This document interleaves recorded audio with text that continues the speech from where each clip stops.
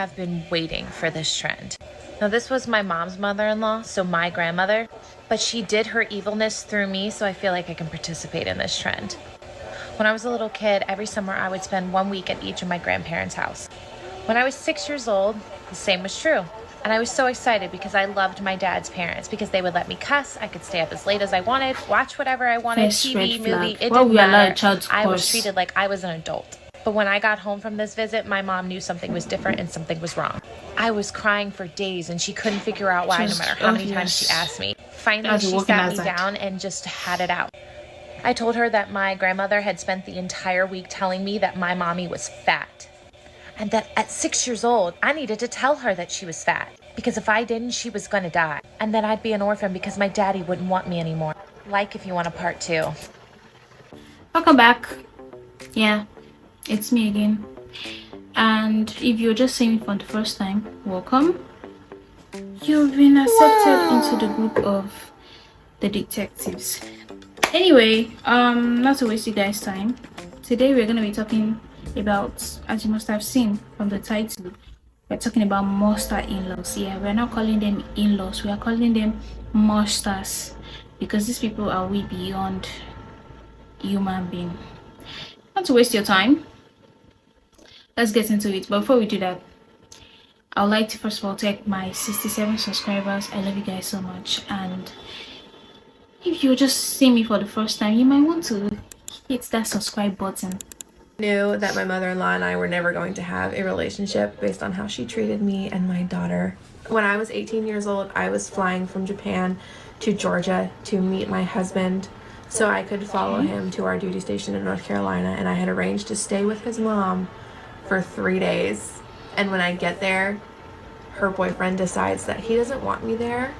I don't know why, but he decided that it was either him or me. And she chose him and made me and her 1-year-old grandchild leave with nowhere to go. So I said fuck it, and I drove all the way to North Carolina, and I bought the sketchiest hotel room that I could afford. And I was so tired that I left my hotel key in the door, and someone tried to break in. So for 45 minutes while this man's trying to break in and my daughter is hiding, I thought we were gonna die. Oh wait, I don't understand, because the story keeps getting worse. I'm not married, by the way, so I do not know whatever that feels like, and I pray I do not have a crazy mother-in-law. I've been hearing a lot of crazy stories about monster-in-laws, not mother-in-laws, and you want to stay with her for just 3 days. Just 3 days.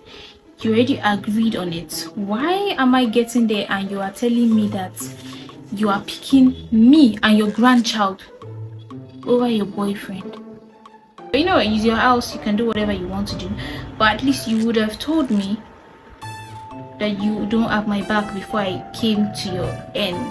And then the story about the hotel, oh my god, that must be a very scary experience. I hope she's not traumatized, because that could be traumatizing.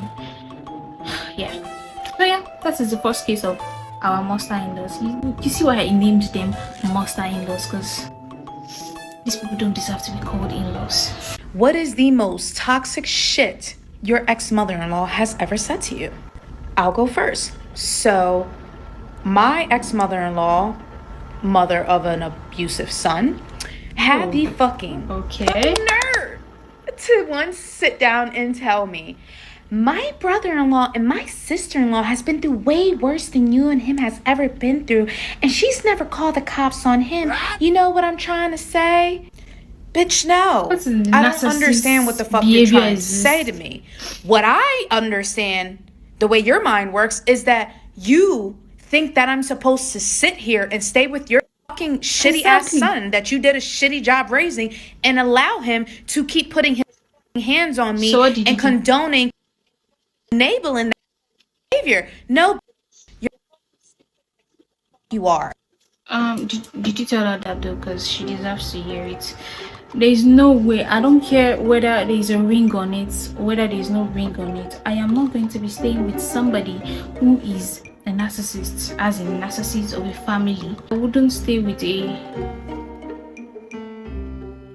God, I can't remember this English word again. I wouldn't stay with somebody who is beating the hell out of me. No. I would not. You see why I call them monster-in-laws? Because I'm pretty sure that if that was her daughter, she would not treat her daughter like that. She wouldn't tell her daughter to sit her ass down and let a asshole of a man to continue to mess up with her life to God knows when. You see, this thing is very common. Like, you should endure. Marriage is about enduring. If a man is beating you, you have to endure. You know, you have to do it for your children. Not in my own dictionary. I have my life. My children, they have their life. I am not about to suffer any beating for any child. I'm sorry. You can call me a bad mother, and maybe because I'm not a mother yet or whatever. But seriously, I would not be chopping beating. I will not be domestic. I will not turn to an animal that they'll be punching like a punching bag. For what? Even for nobody. I do things for myself. I will not let anybody tell me what to do. So no, I'm not gonna be staying in the marriage, whether I'm married or not. I don't give a damn. I had to jump on this trend. What is the most fucked up thing an in-law has ever said or done to you? I'll go first. My mother-in-law told me in March or April or something that she was going to hire a private investigator to track our family down because we'd moved without telling them where we moved for obvious reasons. And she told us she was going to hire a private investigator to track us down so she could beat the fucking shit out of me. She then proceeded to say she follows the Lord and is going to heaven, all while calling me a cunt in the same sentence. And my sister-in-law, Miranda, she told my boyfriend, also known as her brother, that she hopes he dies and burns in hell. And then she proceeded to tell him that she hopes our 1-year-old innocent daughter goes with him. She wished death and hell upon an innocent 1-year-old, also known as her niece. I see why you actually moved away. The move was very, very necessary. Very necessary. In fact, put a restraining order on them. If you could even be walking around with police officers or bodyguard or whatever, please do it, because this type of people, they end up turning into what you do not know. They become serial killers. Because what the hell is this? Maybe they're just bluffing, but seriously, stay safe, please. If anyone is going through this, please stay safe. It's better to be safe than sorry. This is my time to shine. It happened when I gave birth to my firstborn. Everybody was excited in my family because it was the first grandkid in my family. Okay. Even though I was 17, I still had my parents' support. My son's father calls his mom so she can come over and see the baby. But mind you, the mom didn't really accept my pregnancy. She would always say that my son was not her grandchild. So when my son's dad calls her on the hospital phone, like, hey, are you gonna come and visit your grandkid? Her response was like, what grandkid? I don't have a grandkid. And laughed. I heard You don't have a everything and I was monster-in-law then. super sad and I told him to hang up. When we go drop him off, she really wanted to see him. My son's dad was so excited. It was his firstborn child, so he said, please let her see him. I let her. I walked over there, you know, with the nice stitched vagina. The moment she held my child, she got him naked and said, this kid doesn't have your hands. He is not yours. Okay, so we get to the house and she starts to get the baby naked. Pulls off the gloves, pulls off the socks and goes, this baby doesn't have your hands. He has your brother's Hey. hands. This baby has to be your brother's. Dude, I had just had my child. I was full of emotions, full of hormones. I walked my ass back to the car and I just started bawling.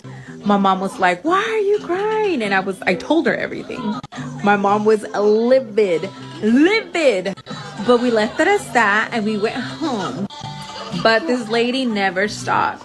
She was always in his head talking about me so much that our relationship never worked. And thank God I dodged a bullet with him. Now, do you guys want to know the story of when he stabbed me? Because he did stab me. And what the mother did to help him. This happened over 10 years ago. I don't hate them. It's water under the bridge or whatever. It's my story. I can say. That was a very, very wild story. First of all, when she said she does not have a grandchild, My baby does not have a grandmother. I would never let you see my child no matter what. But you know what? I feel the ex-husbands, I think, is a mama's boy. That's why he had to coerce you into allowing her to see the child. And then, oh my God. Well, thank God she's out of the marriage, because that's something that I don't want to ever witness or go through, because and then he stabbed you. Yeah, she clearly didn't do her job when raising him. Yeah, I said it. I mean, she didn't do her job when raising a child. She wasn't able to raise a child. She failed miserably. Yeah, she did. And I hope you like sued him or arrested him for assault. I hope you did so, because that's another level of craziness when it comes to stabbing somebody. Yeah. Anyways, let's go to the next one. I have been waiting for this trend. Now, this was my mom's mother-in-law, so my grandmother, but she did her evilness through me, so I feel like I can participate in this trend. When I was a little kid, every summer I would spend 1 week at each of my grandparents' house. When I was 6 years old, the same was true. And I was so excited because I loved my dad's parents, because they would let me cuss, I could stay up as late as I wanted, watch whatever I wanted, First TV, red flag. movie, it Why didn't we allow a matter. child to I was curse? treated like I was an adult. But when I got home from this visit, my mom knew something was different and something was wrong. I was crying for days and she couldn't figure out why, no matter how many times she asked me. Finally, she sat me down and just had it out. I told her that my grandmother had spent the entire week telling me that my mommy was fat.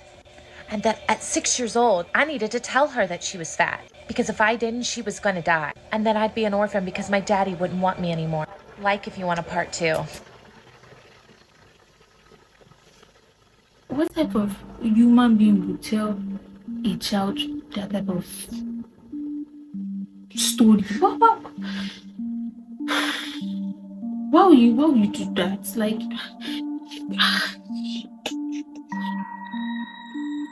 back to my point where I said these people are monster-in-laws, because why would you ever tell a small child, traumatize that child for God knows how long, that their parent is going to die and she will be left alone? The amount of bitterness you have. Why are mother-in-laws, especially from the husband side, the father, the mother of the son of the husband, why are they always mean? They feel like they are going to steal their son away from them. They feel like they are going to marry their son. This incest vibe. Damn. And for you to tell your grandchild that type of story. Master-in-laws indeed. I have been waiting for a stitch like this. Oh my God. Okay, so anybody that knows me in my real life knows that I married into a really fucked up family. Like, yeah, I'm not anymore. I'm divorced now. But holy fuck. My mother-in-law, I've got stories, holy shit. But is at her house one of the million times that I forgave her for the stories I got about her. I don't know, maybe I'll one day share some fucked up stories. But she looked at me and she said, "You are lucky that incest is frowned upon." I was like, what? And at this time I was like 18, 19. I'm like, no, I would have been 19. I was pregnant with our child. I was like, huh? She's like, yeah. Because if he could sleep with me without being frowned upon, he wouldn't need you.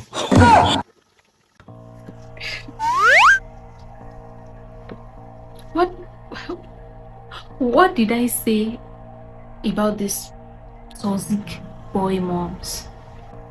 I was right. And this was an example. Wow. Ew. I wonder what the thoughts that must have been living inside her head about her son, the thoughts of him. Disgusting. Mother-in-law has said and done so many disrespectful and rude things that I can literally make a series on it. This isn't even the worst thing. like she has said worse things to me, but I consider this the worst because at the time I was pregnant. Like I had literally just met her,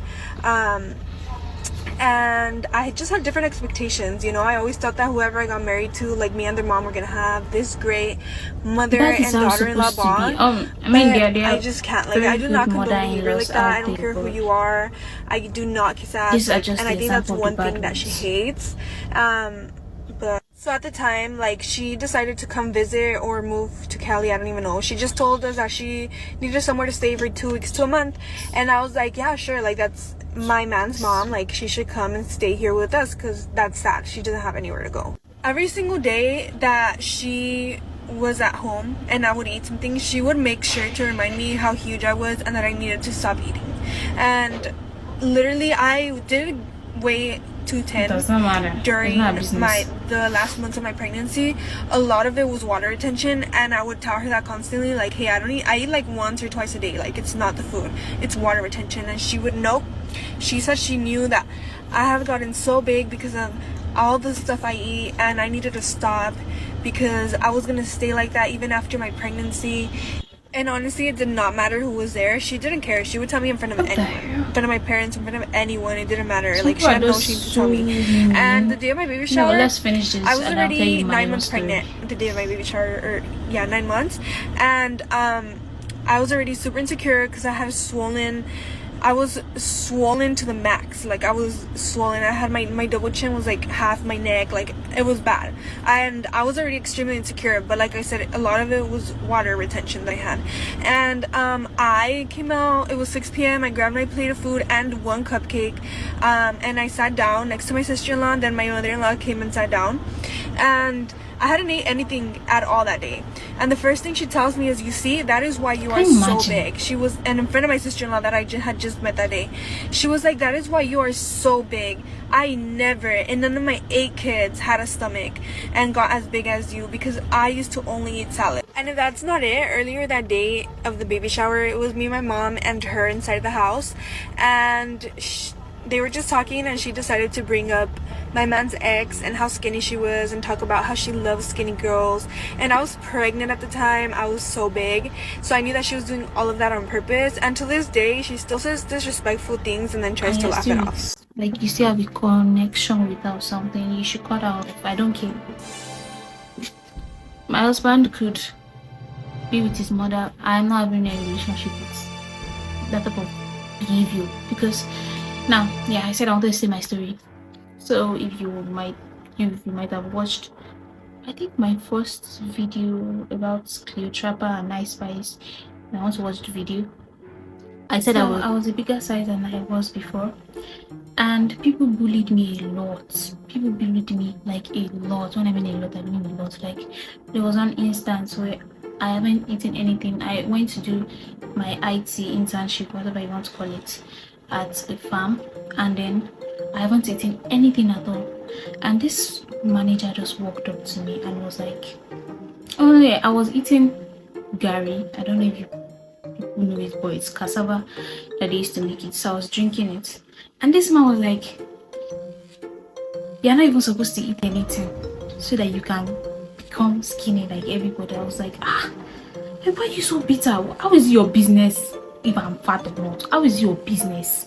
I was so pained, and I have this anxiety attack, so any small thing used to trigger me. I just went out and started crying because it was very, very, very hurtful. And honestly, I was very, very exhausted that day, not eating anything, and I just wanted to have a drink of gari, and you are just stopping my life. And then when I still started losing this weight, this person still had a problem with it, telling me that I looked good the old way. I should not. Like, it's your business. Anyway, that's the end of the story. That's the end of the whole monster-in-law thing. Let me know your thoughts, your comments. Which of the stories did you find very, very annoying, very, very monster-ish, very, very demented? I shall bring my gun. You have to let me understand why women behave this way. I mean, it's even women that behave this way.